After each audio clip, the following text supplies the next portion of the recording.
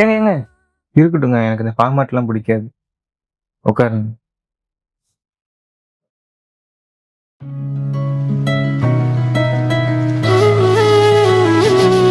பரவாயில்லங்க. உங்க வீடு சின்னதா இருந்தாலும் எல்லாமே நல்லா ரெடி பண்ணியிருக்காங்க. என்னங்க வந்ததுலேருந்து நான் மட்டுமே பேசிட்டு இருக்கேன், நீங்க அமைதியா இருக்கீங்க. மித்ரா,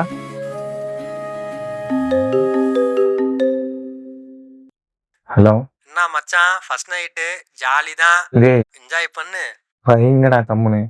நான் கூப்பிடுறேன். ஃப்ரெண்ட்ஸுங்க சும்மா ஃபோன் பண்ணி கலாய்க்கிறாங்க. என்னங்க அமைதியா இருக்கீங்க? ஏதாவது பேசலாமே. இல்லைங்க. ஏங்க ஒரே நிமிஷம்.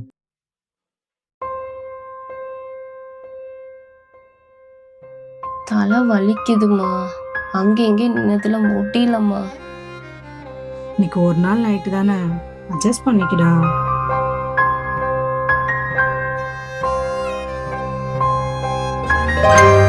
சாரிங்க, பாஸ் கால் பண்ணியிருந்தாரு, அவாய்ட் பண்ண முடியல அதான். ஏதாவது பேசுங்க. இல்ல என்கிட்ட ஏதாவது கேட்கணும்னு நினைக்கிறீங்க, சும்மா ஃப்ரீயா கேளுங்க. இல்லைங்க, அப்படிலாம் எதுவும் இல்லை. ஏங்க சும்மா கேளுங்க, நமக்கு இன்னும் டைம் இருக்கு. ஃபர்ஸ்ட் பேசலாம், புரிஞ்சுக்கலாம், அதுக்கப்புறம் இதெல்லாம் பார்த்துக்கலாம். ஆமாங்க, 11 தான் நல்லா இல்லைன்னு சொன்னாங்க, அது வரைக்கும் ஏதாவது பேசிட்டு இருப்போம்.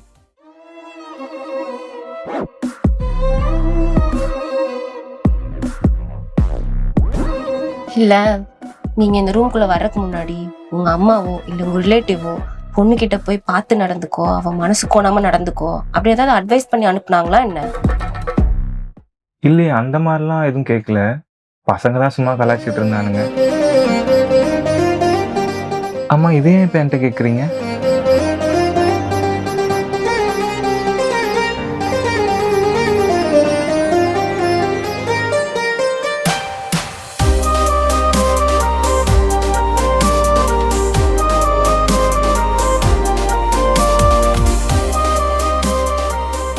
மடி போன உடனே மாப்பிள்ளை காலில் விழுந்து கும்பிடணும். அப்புறம் அவர் உட்கார சொன்னா மட்டும்தான் உட்காரணும், சரியா? தலை வலிக்குதுமா. அங்க இங்க நின்னதுல முடியலம்மா. இன்னைக்கு ஒரு நாள் நைட் தான்டா, அட்ஜஸ்ட் பண்ணிக்கோ. அம்மா, மண்டபத்திலயும் நான் சொன்னேன்ல பிளவுஸ் டைட்டா இருக்குன்னு, இப்பவும் அப்படித்தாம்மா இருக்கு. உடம்பெல்லாம் எரியுதுமா. அவங்க வம்சம் செழிக்கணும்னு குலதெய்வத்திட்ட வேண்டி கொண்டாந்து கொடுத்தது, அதை எப்படி நம்ம குறை சொல்ல முடியும்? சங்கட்டமா போயிரும்லடா. முடியலம்மா, எரியுதுமா. சரியாயிரும் சரியாயிரும்.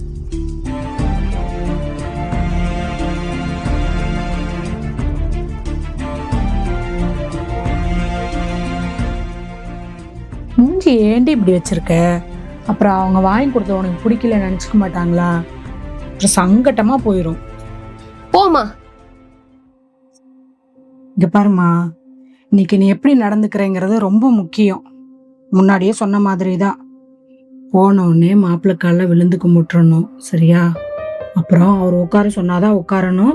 ரொம்ப பக்கத்துல உட்காந்துராத, ரொம்ப தள்ளி உட்காந்துராதம்மா. என்னம்மா பேசிட்டு இருக்க? முதல்ல இப்படி மூஞ்சி இழுத்து வச்சுட்டு பேசுறத நிறுத்து. அவரே ஜாலியா பேசினாலும் சரிக்கு சமமா அவரோட பேசிட்டு இருக்காத, தப்பா நினைப்பாங்க. இல்ல, தப்பா நினைக்கிறதுக்கு என்ன இருக்கு? அதெல்லாம் அப்படிதான். அவர் பேச சொன்னா கூட நீ பேசக்கூடாது, அமைதியா தான் இருக்கணும், மரியாதையா பேசணும், வாங்க போங்கன்னு தான் பேசணும்.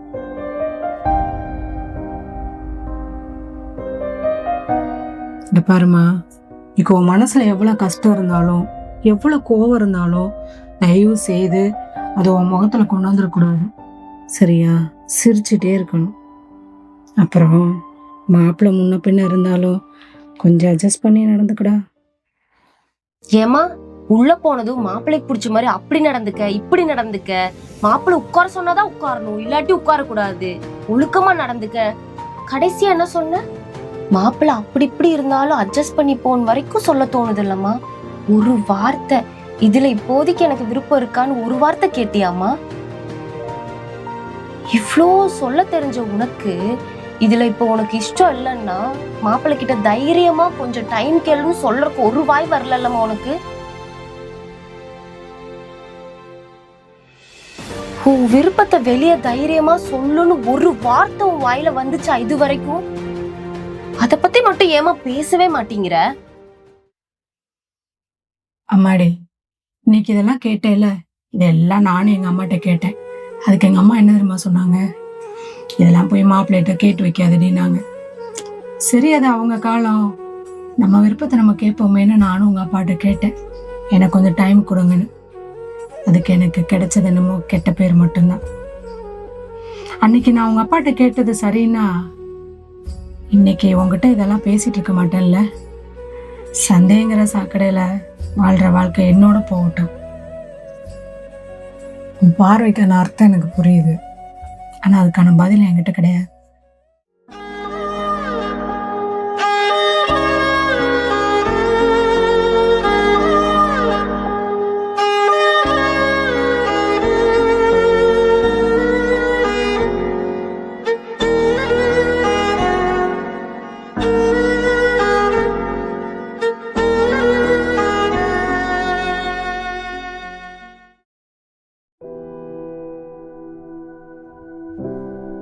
மணி 11 ஆச்சு. லைட் ஆஃப் பண்றேன்னா பண்ணிக்கோங்க. ஏங்க, நான் அவ்வளோலாம் இல்லைங்க. நீங்கள் இவ்வளோ தூரம் சொல்லணுங்கிற அவசியமே இல்லை. என்கிட்ட ஓப்பனாகவே சொல்லியிருக்கலாம், நான் புரிஞ்சுப்பேன். வாவ், சூப்பருங்க. இப்படி சொல்றதுக்கே ஒரு தைரியம் வேணும். தேங்க்ஸ்ங்க டைம் கொடுத்ததுக்கு. இதில் என்னங்க இருக்கு? இதுக்கப்புறம் நம்ம 2 பேர் சேர்ந்து தான் ஒன்றா லைஃப்பில் ட்ராவல் பண்ண போகிறோம். நீங்கள் எதுனாலும் என்கிட்ட ஓப்பனாகவே கேட்கலாம்.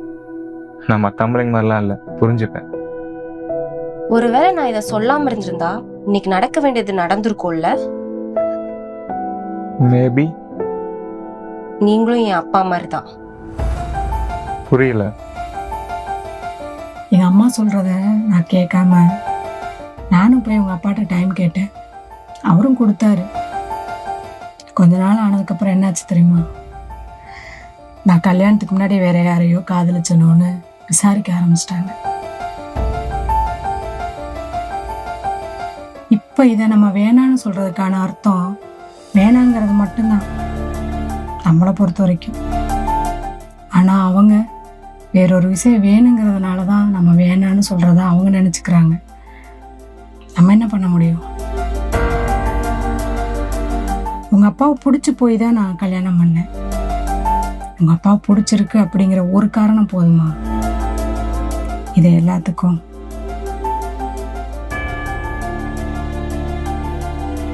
அவரை புரிஞ்சுக்கிறதுக்கும் ரொம்ப நேரமாச்சு. அதே நேரத்துல சந்தேகமும் அதிகமாயிருச்சு. இல்லை, நான் அப்படி. ப்ளீஸ், நான்லாம் அப்படி பண்ண மாட்டேன்னு மட்டும் சொல்லாதீங்க. இது ஹியூமன் நேச்சர். இங்கெல்லாம் சில விஷயத்த நார்மலைஸ் பண்ணி வச்சிருக்கீங்க. அதுதான் இங்க பிரச்சனையே. எங்க அம்மா எங்க அப்பா கிட்ட கேட்டதும் நான் இப்ப உங்ககிட்ட கேக்குறதும் இதெல்லாம் பிடிக்காதுன்னு இல்ல. எங்களுக்கு இப்போதைக்கு இது வேணான்னு அர்த்தம். வேண்டான்னா வேண்டான்னு அர்த்தம் கிடையாது. எங்களுக்கு புரிஞ்சுக்க டைம் வேணும்னு அர்த்தம். நாங்க உங்களை புரிஞ்சுக்கிற டைம்ல நீங்க என்ன பண்றீங்க?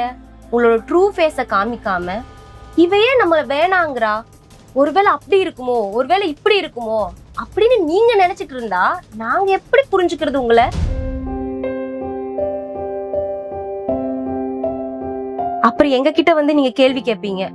எதா இருந்தாலும் கல்யாணத்துக்கு முன்னாடியே சொல்லியிருக்க வேண்டியது தானே, ஏன் இப்ப வந்து சொல்ற அப்படின்னு. இததான் எங்க அம்மானால கடந்து வர முடியல. என்னாலயும் கடந்து வர முடியுமான்னு தெரியல.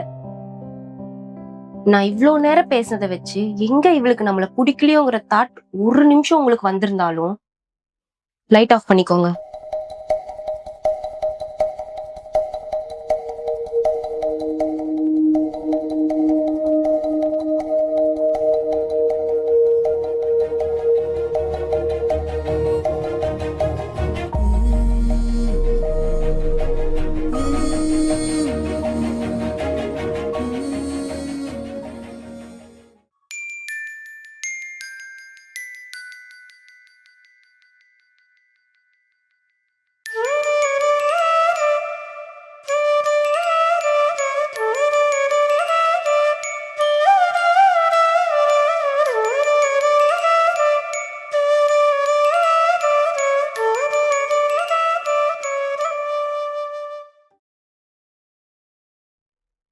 முதல்ல போய் ட்ரெஸ்ஸை மாற்றிட்டு வாங்க.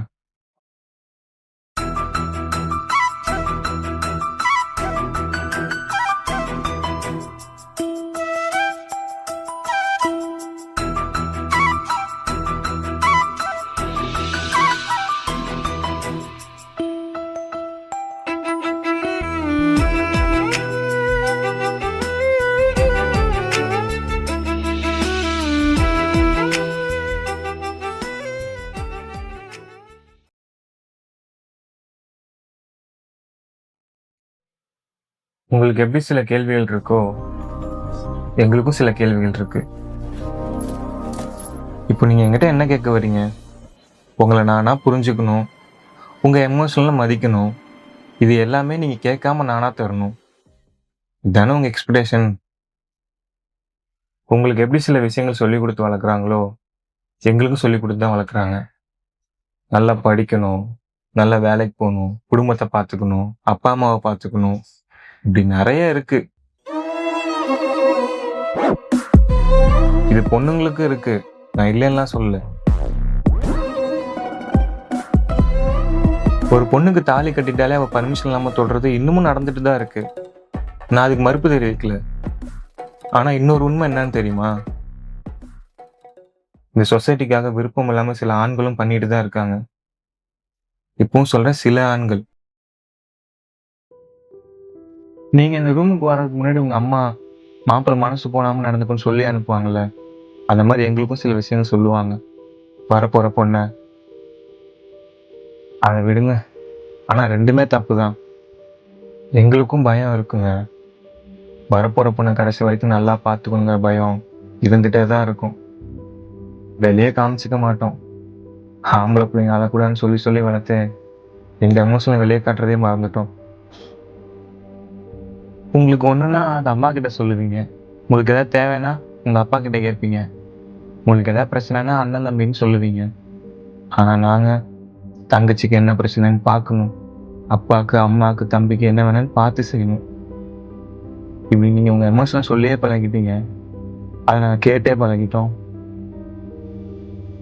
இங்கே எங்களுக்கு ஒன்று வேணும்னா அதை நாங்களே தான் பண்ணிக்கணும்.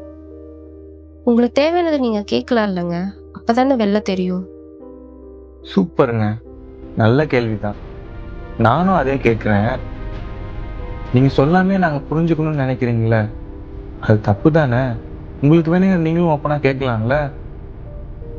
நம்ம ஊர்ல அவ்வளோ பெருந்தன்மையான ஆளுங்களாம் இருக்காங்களா என்ன? இல்லைதாங்க, ஆனால் மற்றவங்க ஃபீலிங்ஸ் ஹர்ட் பண்ணாத ஆளுங்களும் இருக்காங்க. அவங்களெல்லாம் கண்டுபிடிக்கிறது கஷ்டங்க. இன்னொருத்தர்கிட்ட எதிர்பார்க்கறது கஷ்டம் தாங்க. நம்ம அப்படி இருக்கலாம்ல. ஏமாந்துட மாட்டோமா? ஏமாறுவோம், ஆனால் கற்றுப்போம். எது நடந்தாலும் ஒரு ரீசன் இருக்குங்க.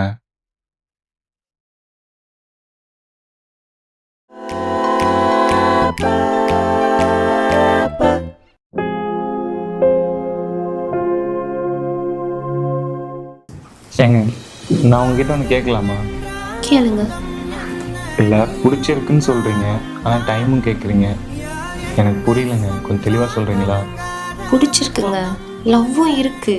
அப்புறம் ஏங்க? அண்டர்ஸ்டாண்டிங் வேணுங்க. லவ்வோட சேர்த்து ஒரு ஸ்ட்ராங்கான அண்டர்ஸ்டாண்டிங் இருந்தால் நமக்குள்ளே நடக்க வேண்டியதெல்லாம் ஆட்டோமேட்டிக்காக நடக்குங்க. ஒரு லவ்வோட எக்ஸ்ட்ரீம் லெவலே லஸ்ட்டு தானுங்க. எல்லாத்துக்கும் கல்யாணம் ஆனதும் ஒன்று கிடச்சிரும், ஆனால் எனக்கு அண்டர்ஸ்டாண்டிங்கோட ஒரு லவ் வேணும்.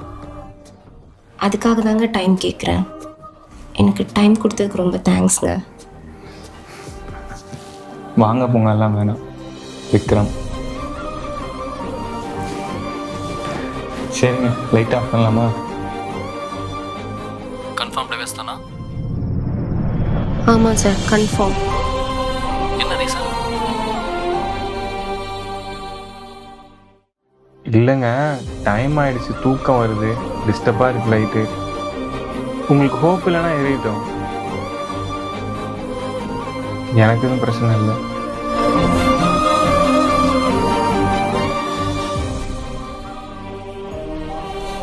Sex torture. அப்படியா? ஓகேங்க, அப்ளை பண்ணிடலாம். மற்ற ஃபார்மாலிட்டிஸ்லாம் நான் பார்த்துக்கிறேன். நாளைக்கு ஆஃபீஸ் வந்துடுங்க.